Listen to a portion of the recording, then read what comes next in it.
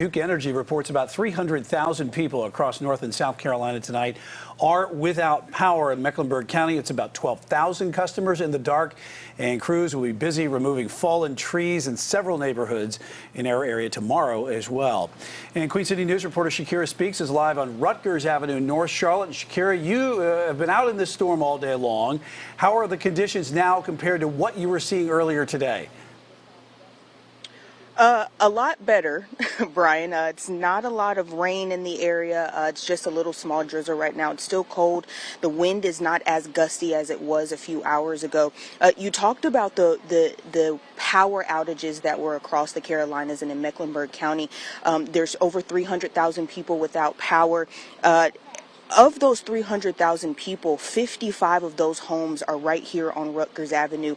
When we first pulled in on Rutgers Avenue, there's a full power line down, tree lines are down, power lines are down. I'm going to let my photographer Tim show you what we're looking at right now. This is one of the trees on Rutgers Avenue that is down. Huge tree knocked down a full power line. We had some video to show you. We were having some technical issues. But this is the tree right now. And then as he pans over, look at what this tree hit.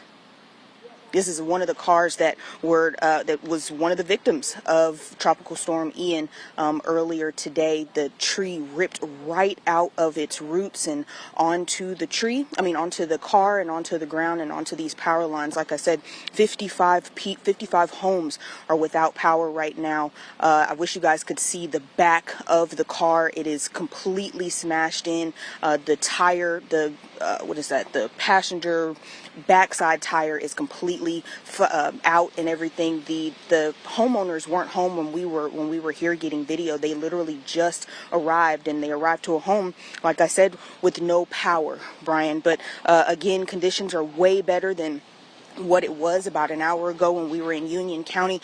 Like I said, we're in Mecklenburg County right now. A lot better. I'm drier. No wind, not a lot of rain, and it's good. We kind of made it through. We're going to see if the neighbors would like to talk and tell us what they're doing and how they're doing right now that they're down without a car. But again, 55 homes on Rutgers Avenue with no power. One of the several thousand people in Charlotte with no power and across the Carolinas. We'll be here reporting on the news, reporting on the storm for you guys. Right now, we're live in Charlotte. Back to you guys. Shakira, thank you for that. Just the sheer size of that tree. When you look at it, the height that you are, I'm thinking you're like 5'3", 5'4". The width of that tree looks like it's even taller than you are, just how big that tree is. So thank you for showing us that damage there behind you. Well, the storm knocked down trees across the area today. Queen City News reporter Emma Withrow continues our team coverage tonight from Salisbury. I'm Emma Withrow, and we're here in a neighborhood right outside of downtown Salisbury where two separate homes were crushed by two separate huge oak trees right across the street from each other. Luckily, no one in either of the homes was injured. The damage happened at around the same time. Salisbury firefighters said large gusts of wind have been taking down old trees all evening, and they're expecting a long night ahead. We tried to speak with residents around here, but many of them have cleared out of the area after seeing two trees fall on their neighbors' houses. So I was doing some research on the trees and the homes in the area, and I figured out most of these houses were built in the 1930s, 1940s, and so that makes the trees about 80 to 100 years old, so it makes sense that they're having some problems when it comes to these gusts of winds. Now, the different thing that's unique about this house that was damaged was that it was actually put on the market just 16 days ago. I saw it listed on Zillow, so it's heartbreaking to see that family who's obviously trying to sell their house now have to deal with all of this damage from this storm. So hopefully they get it repaired as soon as possible and get that house back on the market. We're on South Merritt Street, right outside of downtown Salisbury. Reporting from Salisbury, Emma Withrow, Queen City News.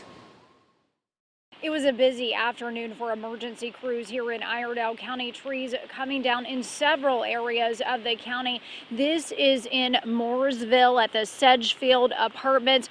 A tree splitting in two and coming across, blocking the way here on Dalton Drive, blocking the entrance to this apartment complex. And now let's head up north to Troutman, where a tree crashed onto some power lines. That tree tree really dangling and the power lines holding it up.